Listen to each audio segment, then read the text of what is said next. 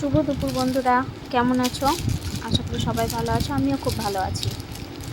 তো আমি একটা চুড়িদারের পিস অর্ডার করেছিলাম অনলাইনে, সেটাই আজকে পার্সেলটাই এসছে। তো ওটাই দেখছি কেমন এসছে। তো ভাবলাম তোমাদের সঙ্গে একটু শেয়ার করি। তোমাদের সামনে খুলি পার্সেলটা।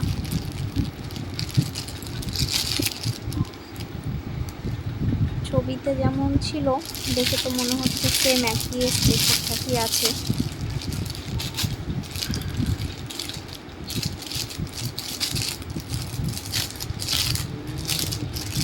চুড়িদারের পিস অর্ডার করেছিলাম।